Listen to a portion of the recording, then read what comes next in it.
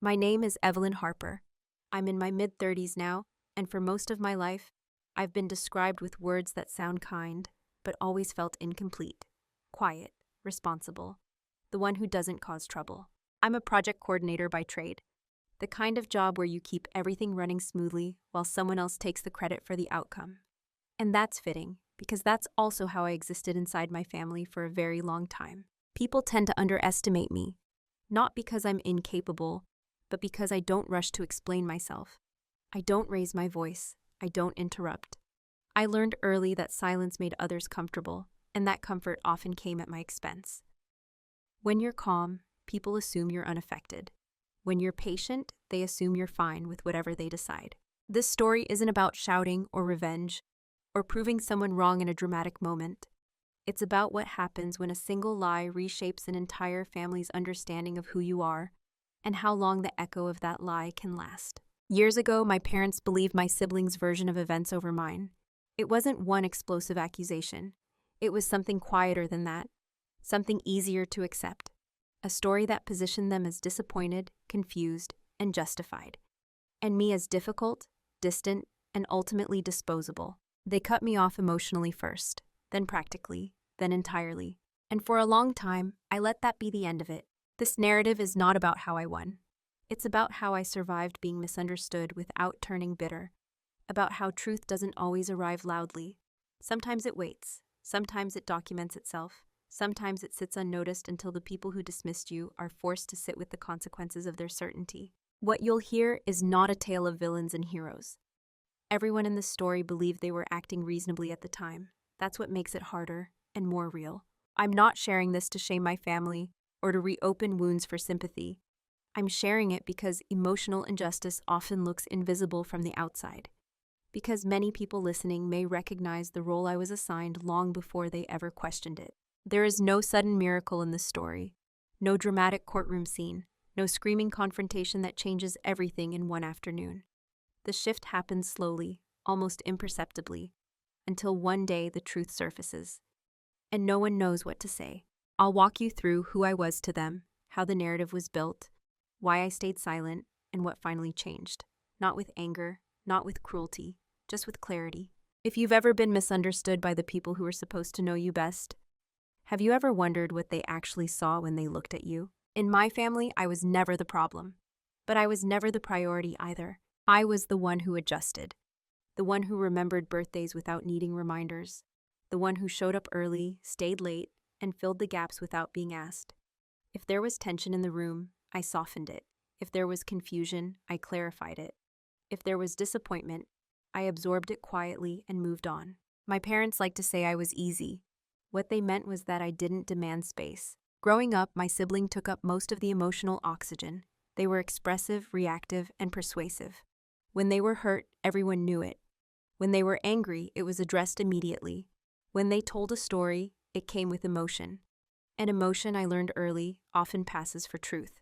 I was the contrast, calm, measured, careful with words. At family gatherings, I was the one asked to help in the kitchen while conversations happened elsewhere. Not because I was excluded intentionally, but because no one thought I'd mind. And I didn't, at least not out loud. When decisions were made, I was informed, not consulted. When opinions were shared, mine was treated as an afterthought. Evelyn's flexible, my mother would say. She understands. And I did understand, just not in the way they assumed. Understanding, for me, didn't mean agreement. It meant observation. I noticed how often my silence was interpreted as consent. How rarely anyone checked whether I was okay with the roles assigned to me. I noticed how my reliability became expected, then invisible. The better I handled things, the less acknowledgement there was that I was handling anything at all. If something went wrong, it was quietly redirected toward me. Not blamed. That would have required confrontation, but implied. A look, a pause, a subtle shift in tone, enough to suggest I should be more careful next time, even when no one could quite explain what I'd done wrong. And still I stayed. Part of that was loyalty, part of it was habit, and part of it was the unspoken rule I'd internalized. Don't make things harder for everyone else. I told myself that families aren't fair systems, that love isn't measured in attention, that being needed was its own kind of value. I told myself that if I just stayed consistent, stayed reasonable, stayed calm, things would eventually balance out. But balance requires weight on both sides. To them, I was dependable background noise, a constant presence that didn't require maintenance. I wasn't fragile, so I wasn't protected. I wasn't loud, so I wasn't heard. I wasn't dramatic, so I wasn't believed to be deeply affected by anything. They thought they knew me. They thought I didn't mind being overlooked because I didn't protest. They thought I didn't hurt because I didn't show it. They thought my restraint meant I was untouched by conflict. What they never asked was why I was so careful. There's a particular loneliness that comes with being seen as the strong one. It means your pain doesn't register as urgent. It means your version of events feels optional. It means that when two stories are presented, one emotional, one composed, the emotional one often wins. And so, without anyone explicitly saying it, I became the person whose perspective could be adjusted, whose memories were flexible, whose intentions were always assumed to be good, but whose impact was questioned anyway. I didn't resent my family then. I didn't think of myself as wronged. I simply believed my role was to keep things stable, even if that meant standing slightly outside the center of the picture. I didn't know yet that stability, when built on silence, is fragile. And I didn't know that one day, the way they saw me, calm, reasonable, unreactive, would become the very reason my truth would be dismissed when it mattered most. At the time, I just thought I was being mature. I didn't realize I was being positioned. The first real cut wasn't loud enough to bleed. That's how these things usually start. Not with betrayal, but with something small enough to dismiss if you're motivated to keep the peace. It happened over something trivial. A family situation that should have ended in a shrug. A misunderstanding involving money and timing, nothing dramatic. I had agreed to handle an errand that involved my sibling, picking up documents they needed for a personal matter. The plan changed at the last minute, and no one told me. I arrived, realized the mistake, and left. When my parents asked later what happened, I explained it simply. No accusation, no defensiveness, just facts. But my sibling had already spoken to them. Their version came with frustration, with emphasis, with the subtle implication that I had been careless, that I hadn't followed through, that they'd been inconvenienced because I didn't take it seriously. It wasn't a lie in the obvious sense, it was worse than that. It was a framing. When my parents responded, I noticed something shift, not anger, something colder, a mild disappointment that landed squarely on me. My mother asked if I double-checked the details. My father suggested that I might have been distracted. Their questions weren't neutral, they already assumed the shape of the answer. I corrected them, gently. I explained the timeline again. They nodded. Then my mother said, "Well, your sibling was really upset." And just like that, the conversation ended. No conclusion, no clarification. Just an emotional weight placed on one side of the scale and left there. I remember thinking, that was strange. Not painful, not alarming, just off. A few days later, I overheard my father on the phone. He didn't know I was in the room. He was retelling the incident to a relative, casually mentioning that I'd dropped the ball a bit and that my sibling had been under a lot of stress. I didn't interrupt. I told myself it wasn't worth correcting, that it would sound defensive, that would make things awkward. I told myself it didn't matter. But something in me noted it anyway, quietly, like a line drawn in pencil. That was the first time I realized how easily a narrative could be shaped when I wasn't in the room, and how quickly my role as the reliable one could be reinterpreted as the negligent one, without anyone feeling like they were being unfair. After that, similar moments began to appear. Small comments, side glances, a slight hesitation before trusting me with something. Nothing explicit enough to challenge directly, just enough to suggest that my dependability was no longer assumed. It had to be evaluated. And every time, my siblings' emotions were the justification. They were really stressed. They didn't mean it that way. You know how sensitive they are. Sensitivity, I learned, can become a shield. It excuses exaggeration, it softens accountability, it reframes reaction as truth. Meanwhile, my calmness became a liability. Because I didn't react strongly, it seemed like I wasn't affected. Because I didn't push back hard, it appeared that I accepted the implication. Because I didn't escalate, it looked like an agreement. I tried once to address it directly. I said to my mother, "I feel like sometimes my side doesn't fully land." She sighed, not in irritation, in fatigue. "You're overthinking," she said. "No one's against you." And that was that. No one was against me. But no one was standing with me either. From then on, I started noticing how often things were explained to me rather than with me. How frequently my intentions were interpreted through someone else's feelings. How quickly a story became settled without my input. That first small cut didn't hurt because of what it was. It hurt because of what it revealed. That when two versions of a story exist, one emotional, one composed, the emotional one is often accepted as more real. And I had just learned which side I was on. Once the first cut healed without acknowledgement, it became easier for the next ones to go unnoticed. That's how normalization works. Nothing changes all at once. You just adapt, quietly, until what once would have felt unacceptable becomes routine. After that incident, my role shifted in subtle ways. Requests came with assumptions attached. If something went wrong, explanations were delivered to me in a tone that suggested correction rather than conversation. I was still trusted, technically, but with an undercurrent of scrutiny that hadn't been there before. If I noticed and pulled back, no one commented. If I compensated by being extra thorough, no one thanked me. The new standard was simply more care, more proof, more effort to earn the same baseline trust I'd once had automatically. And I accepted it, partly because challenging it would have required naming something intangible. You can't confront a pattern that hasn't been acknowledged yet. You can't argue against a feeling someone else is having about you without being accused of invalidating them. So I stayed quiet. I told myself I was being mature. Families go through phases. That my sibling was under pressure and needed grace. That my parents were just trying to keep the peace.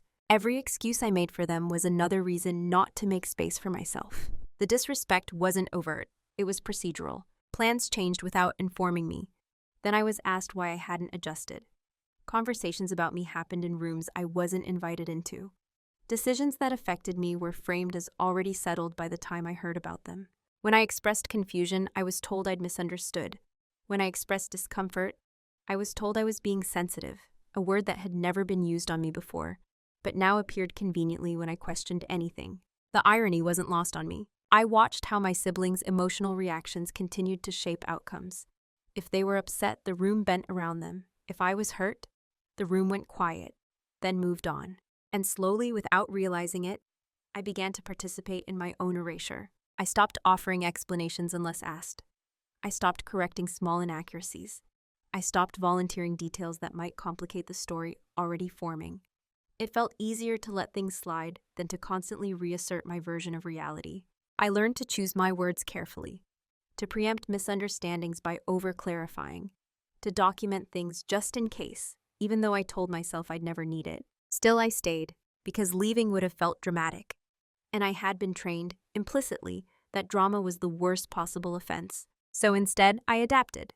I became quieter, more efficient, less visible. And the more invisible I became, the easier it was for others to project onto me, to assume my motives, to fill in gaps with their own interpretations, to talk about me as if I were a fixed concept rather than a present person. At some point, I realized that my parents had stopped asking how I felt about things entirely, not because they didn't care, but because they believed they already knew. "You're fine with it," my mother would say, as a statement, not a question. And I would nod, because correcting her would require admitting that I wasn't fine, and I didn't trust what would happen if I did. That's the quiet cost of normalized disrespect. It doesn't explode. It compresses. It teaches you to shrink your needs to fit the space you're allowed, to prioritize harmony over honesty, to treat your own discomfort as negotiable. I didn't feel angry then. I felt tired. Tired of calibrating myself. Tired of explaining without being heard. Tired of feeling like my role was to absorb, not to be understood. But I told myself it was temporary, that eventually things would reset, that if I stayed consistent long enough, the truth would become obvious on its own. I believed that being reasonable would protect me. I didn't yet understand that reasonableness, without boundaries, can be repurposed as permission, and that once disrespect is normalized, it stops looking like mistreatment and starts looking like your personality. Roles in families are rarely announced. They emerge quietly through repetition, expectation, and reward. By the time I noticed mine, it had already solidified. I was the reliable one, the capable one, the one who could be counted on not to make things worse. That last part mattered most. When something needed to be handled delicately, it came to me. When there was tension between others, I was asked to smooth it over. When my sibling reacted emotionally, I was expected to be understanding. When my parents felt overwhelmed, I was the pressure valve. And in return, I was granted neutrality, not support, not protection, just the assumption that I could handle it. The role worked because I played it well. I didn't demand reassurance. I didn't require follow-up. I didn't ask for apologies when something felt unfair. I absorbed discomfort quietly and converted it into functionality. To my parents, this looked like strength. To my sibling, it looked like availability. To me, it felt like being permanently on call, emotionally, mentally, logistically, without ever being considered vulnerable enough to warrant care. I noticed that when conflict arose, the outcome was often framed around who needed more accommodation. And it was never me. "You're more level-headed," my father would say. "You don't take things personally," my mother would add. "You understand how they are." Those phrases became the scaffolding of my role. Each one sounded like a compliment. Together, they formed a quiet expectation. You will bend because you can. And I did. I handled logistics. I remembered details. I followed through when others dropped the ball. I adjusted my schedule, my tone, my expectations, all in service of keeping things functional. What I didn't do was ask who was keeping me in mind, because the role didn't include that. Once during a family discussion that had already been decided without me, I said, Pa said carefully, "I wish I'd been part of that conversation." There was a pause, not uncomfortable, just brief. My mother said, "We didn't think you'd mind."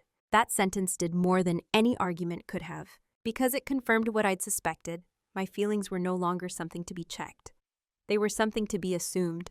From then on, my absence from decisions wasn't seen as exclusion. It was framed as efficiency. Why involve me when I'd probably agree anyway? And if I didn't agree, that was positioned as unexpected, disruptive, inconvenient. So I learned to read the room before speaking, to sense which responses would be welcomed and which would be quietly corrected later. I learned that disagreement required emotional capital, and mine was already being spent elsewhere. My sibling, meanwhile, was allowed complexity. Their reactions were contextualized. Their mistakes were softened by explanations. Their words carried weight because they carried feeling. Mine carried logic, and logic, I learned, doesn't move people when emotion has already decided the outcome. I wasn't angry about the role at first. I was proud of it. Proud to be trusted. Proud to be capable. Proud to be the one who could be relied on when things got messy. It took time to realize that the role didn't just define how others treated me, it defined what they believed I deserved. Support became conditional. Understanding became optional. And my perspective became something to consult only if it didn't complicate things.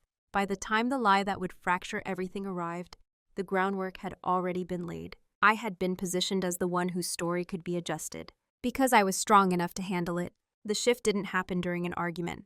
There was no raised voice, no accusation, no dramatic moment that would later be replayed in my head. It happened on an ordinary afternoon, in a quiet space, when I was completely alone. I was sitting at my kitchen table, sorting through old paperwork, bills, warranties, notes I'd kept out of habit more than necessity. The kind of task that requires just enough attention to keep your hands busy while your mind wanders. I don't remember what triggered it. Maybe it was a comment from my mother earlier that week. Maybe it was the way my sibling's name had come up again in a conversation that had nothing to do with them. Or maybe it was simply accumulation, the slow weight of years finally reaching a threshold. I found myself thinking, when was the last time anyone asked me what I wanted? Not rhetorically, literally. I tried to answer it honestly, I couldn't. That realization landed heavier than I expected. Not painful, clarifying. I looked around my apartment. The furniture I'd chosen was neutral. The calendar was filled with obligations that weren't entirely mine. The routines I'd built around availability rather than preference. I realized that I had become very good at managing other people's expectations, and very bad at interrogating my own. And then another thought followed, quieter but sharper. What happens if I stop? Not dramatically, not with a confrontation, just if I stop compensating.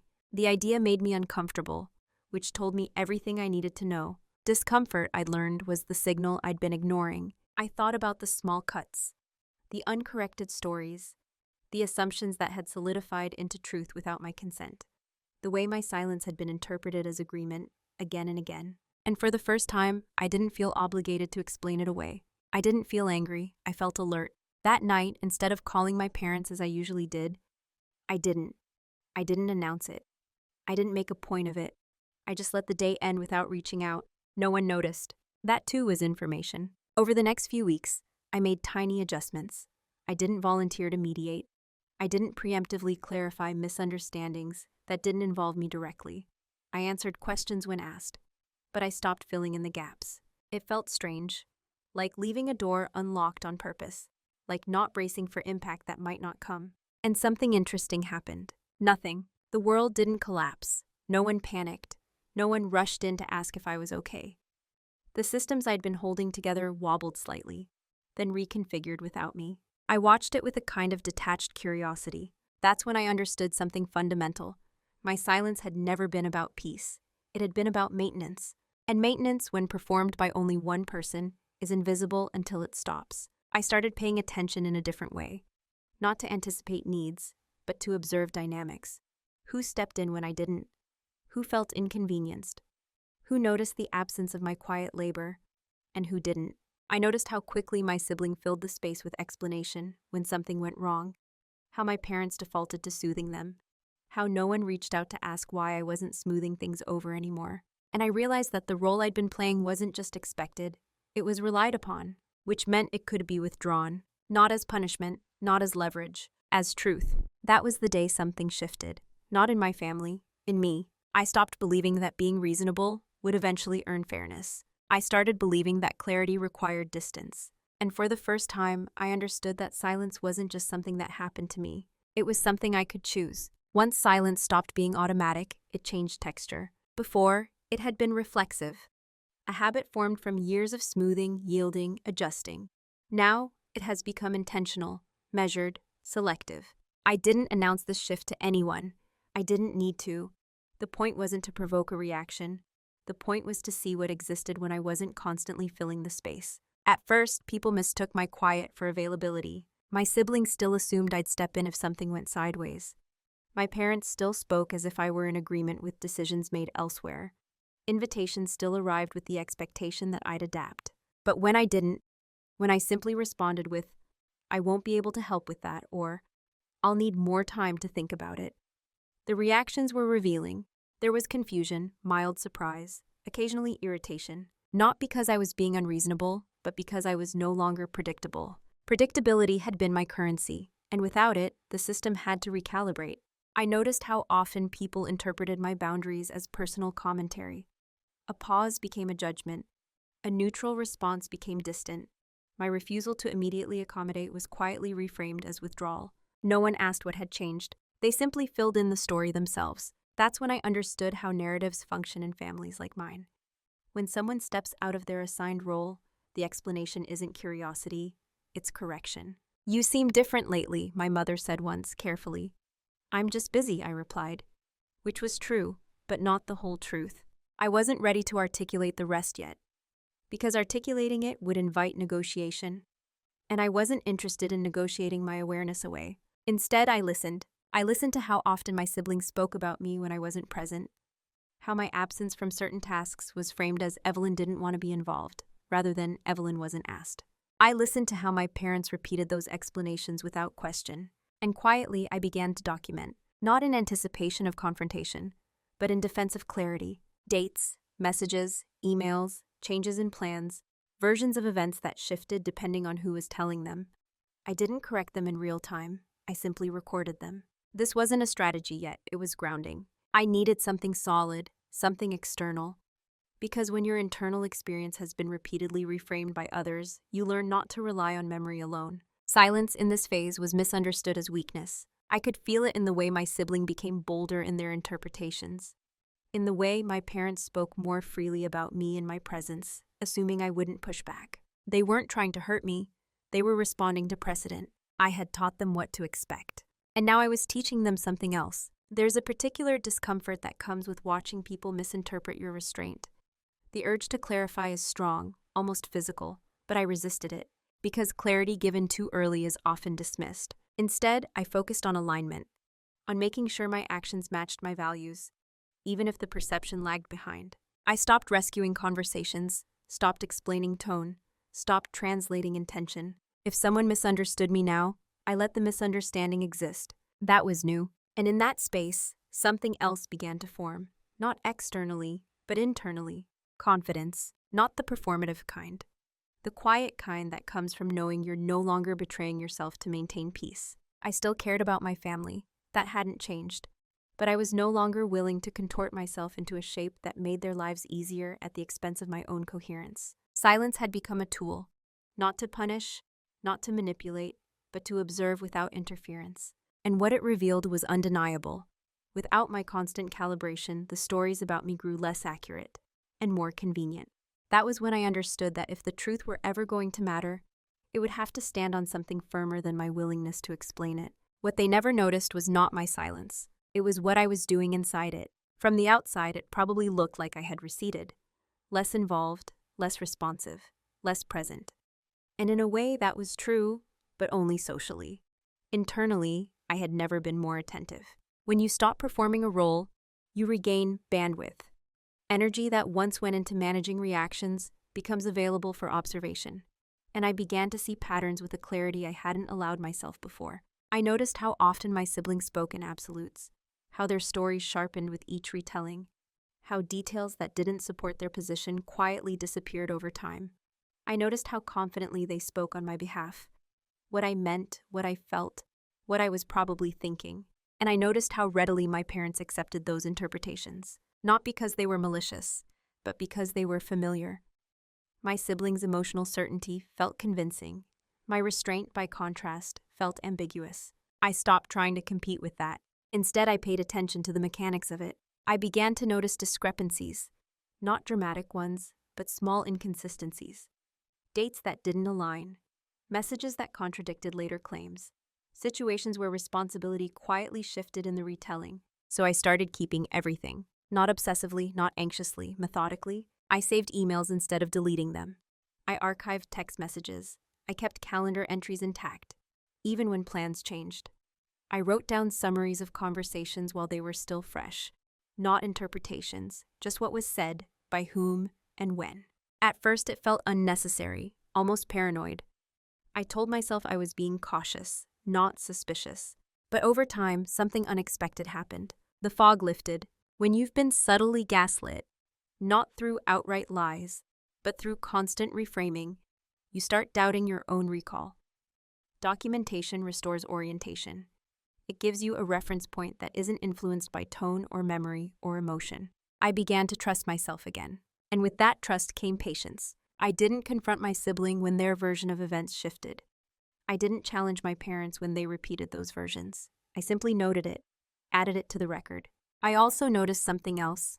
No one was checking my version anymore. They assumed it hadn't changed. That assumption worked in my favor. Because while they believed the narrative was static, I was quietly building context. I learned more about family dynamics in those months than I had in years. Who benefited from certain misunderstandings? Who avoided discomfort by accepting the simplest explanation? Who unconsciously relied on me to absorb ambiguity so they wouldn't have to? And I learned something about myself too.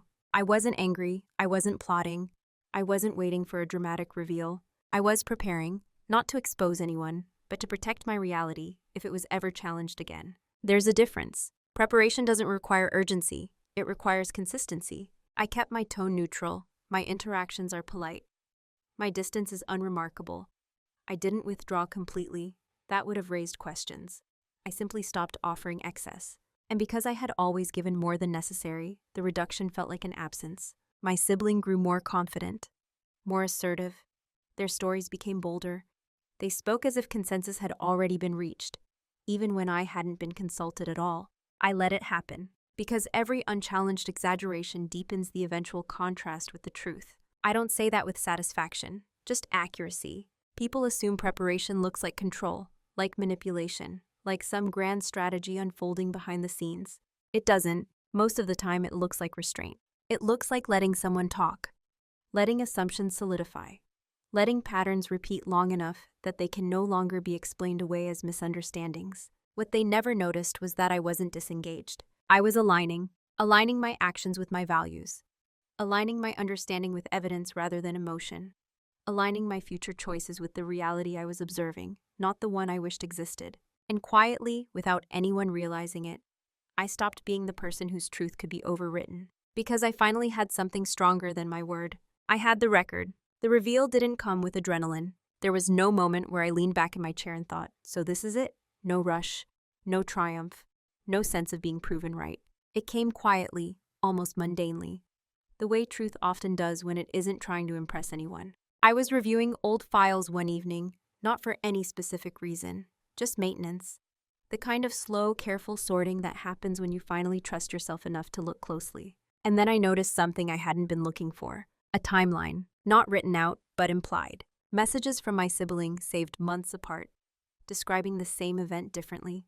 An email was forwarded to my parents that omitted a key detail I had documented elsewhere.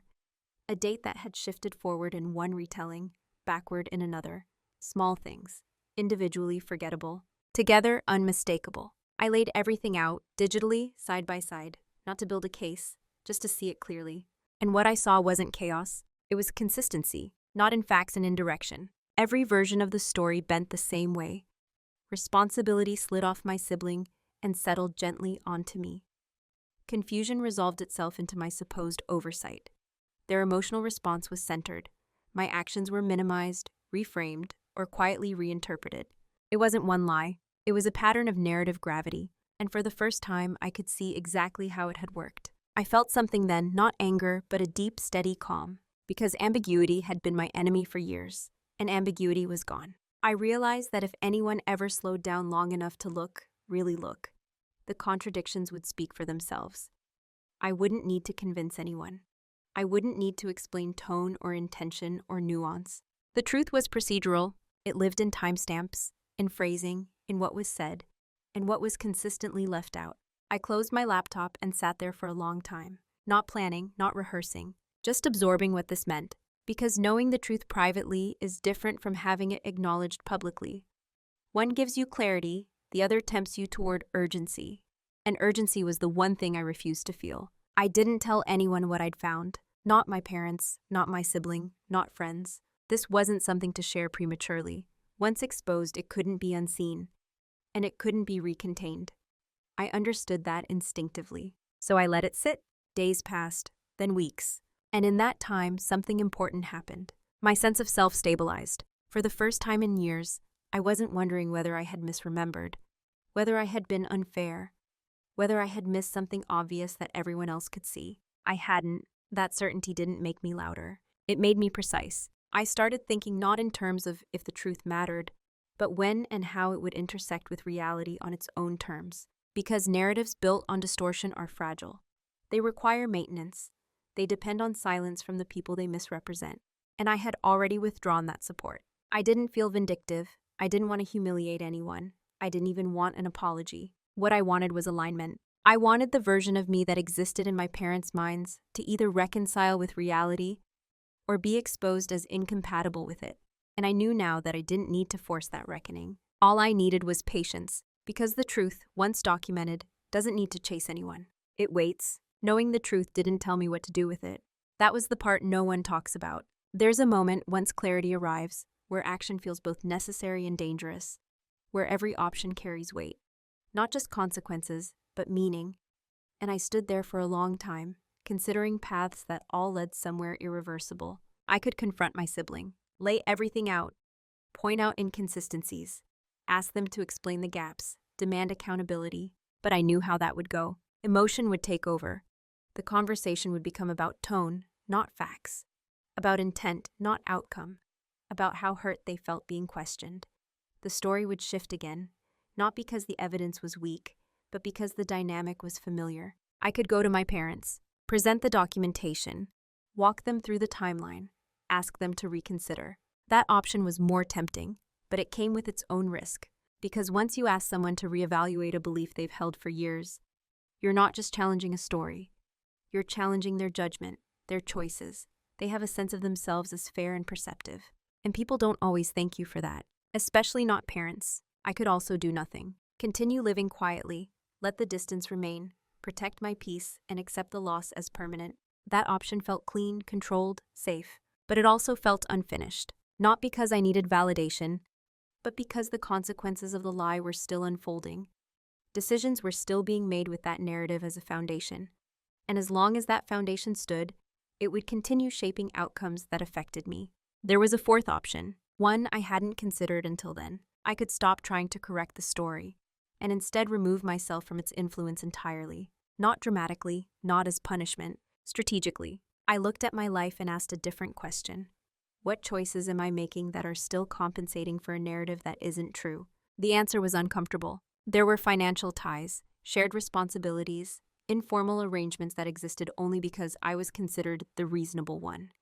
Emotional labor I was still quietly providing, even from a distance. I realized that as long as I remained embedded in those systems, the story about me didn't need to be accurate.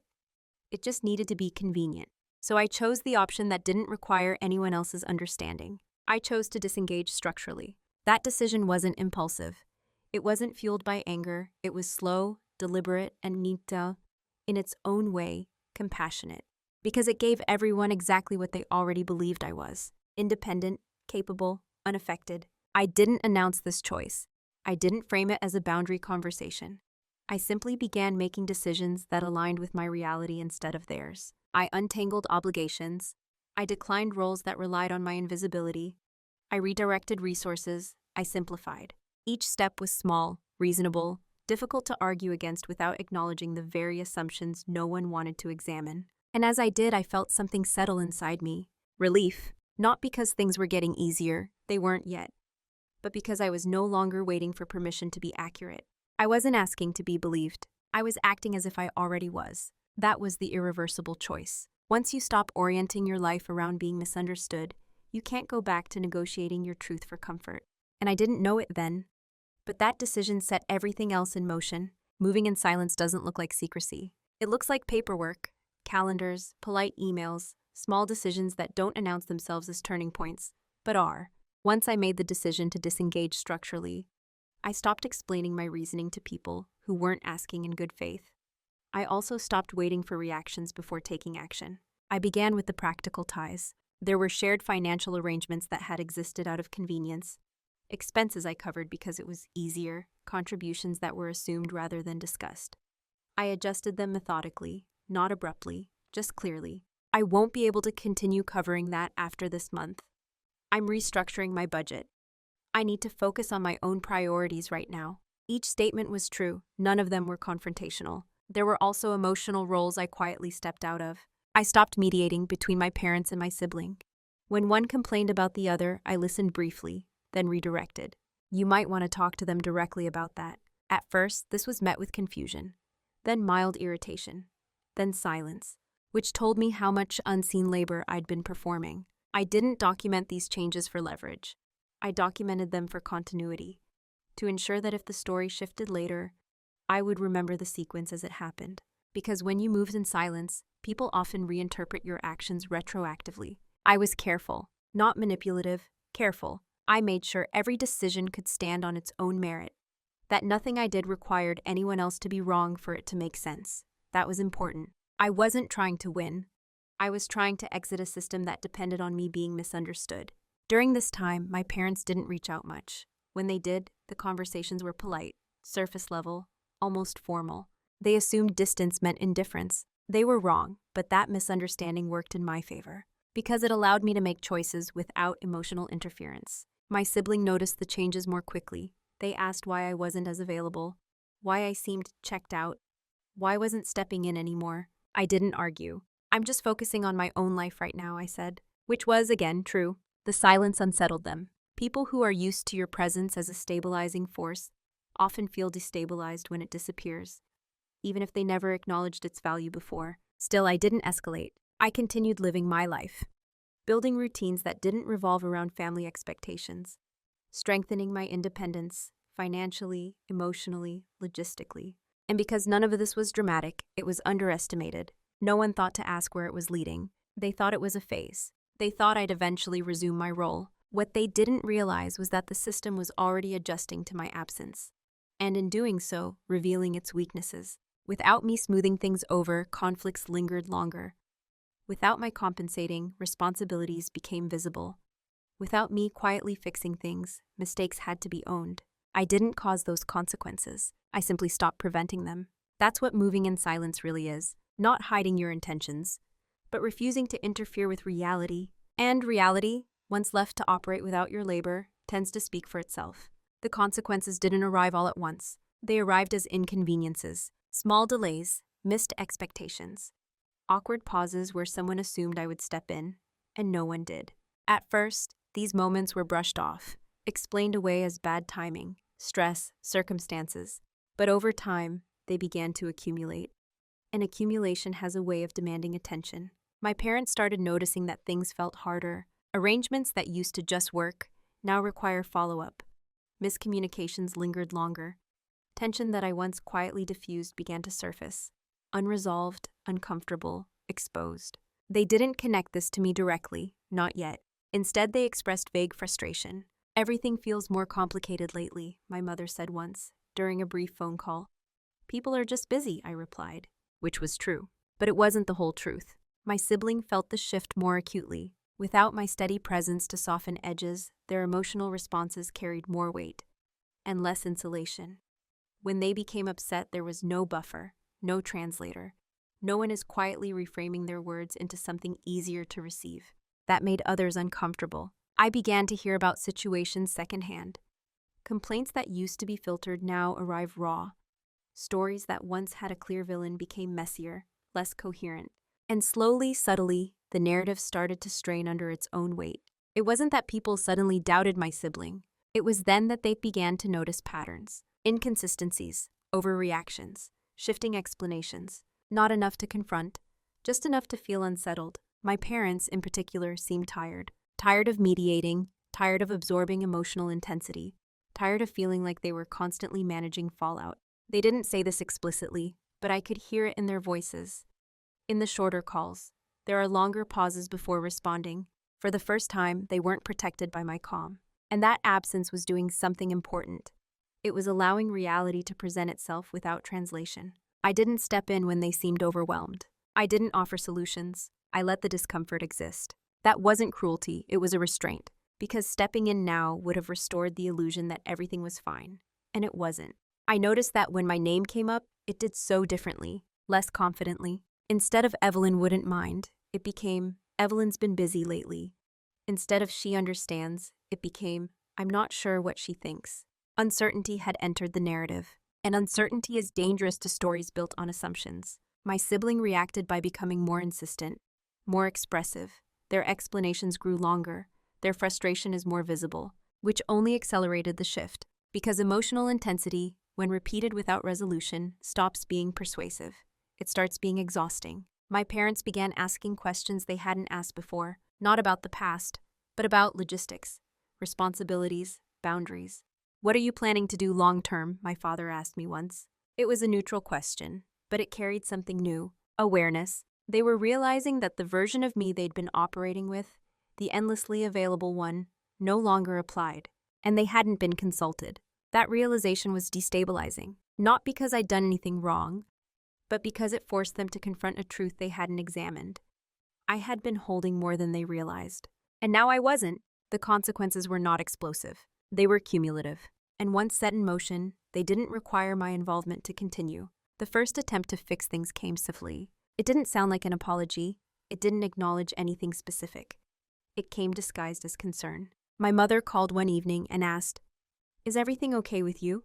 It was a simple question, one she hadn't asked in a long time. I paused before answering, not to calculate, but to listen to what was underneath it. I could hear the strain in her voice, the uncertainty, the subtle discomfort of someone realizing that a familiar dynamic no longer functions, but not yet understanding why. "I'm fine," I said, which was true. She hesitated, then added, "You've just seemed distant. Not hurt, not excluded, distant. Distance is easier to address than cause." "I've been focusing on my own life more," I replied. "It's been good for me." She didn't argue, she didn't press, but something shifted in her tone. A quiet recalibration. After that, the messages increased.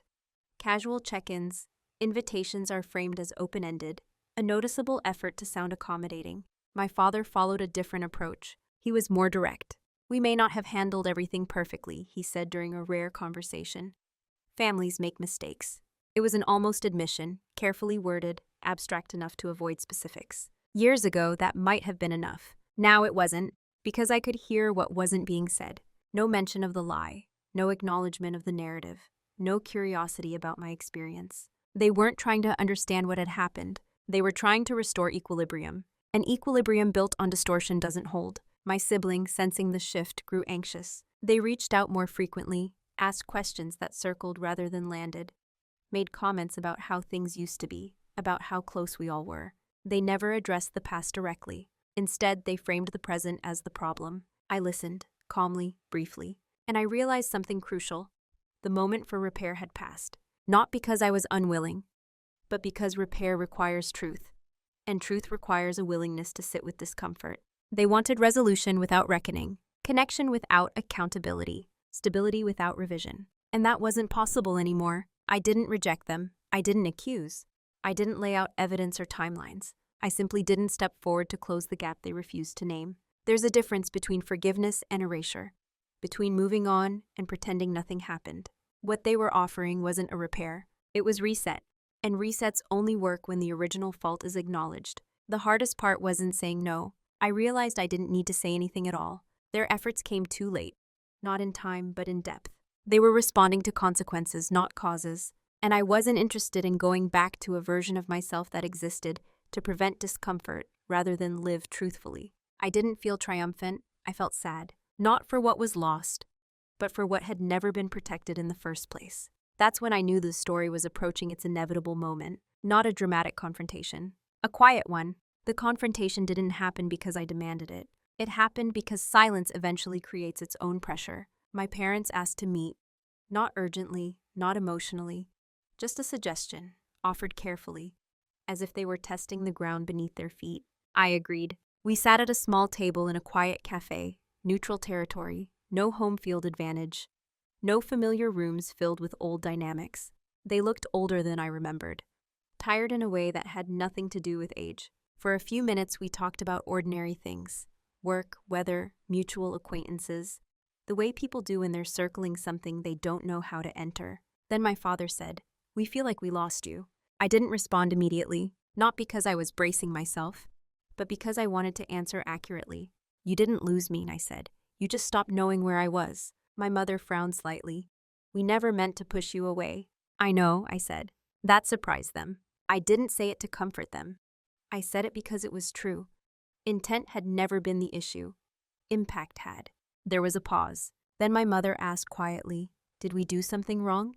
That was the moment, not the dramatic one, the honest one. "Yes," I said calmly, "but not in the way you think." I didn't raise my voice. I didn't list grievances. I didn't pull out documentation or timelines. I spoke slowly, precisely. I told them how certain stories had been accepted without question, how my silence had been interpreted as agreement, how decisions had been made about me rather than with me. I didn't say my sibling's name at first. I described patterns instead, how emotional certainty had outweighed consistency, how restraint had been mistaken for resilience, how my role had become so fixed that no one noticed when it stopped fitting. They listened, really listened, and then my father asked the question he'd been avoiding. "Are you saying your sibling lied?" I held his gaze. "I'm saying the truth wasn't checked," I replied, and that had consequences.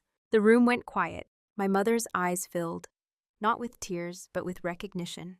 The kind that arrives when something unspoken finally has a shape. "We thought you would tell us if something was wrong," she said. "I did," I replied gently, just not loudly. I didn't accuse them of choosing sides. I didn't frame myself as a victim. I told them what it had cost me to always be the reasonable one, to absorb doubt without protest, to be edited out of my own story.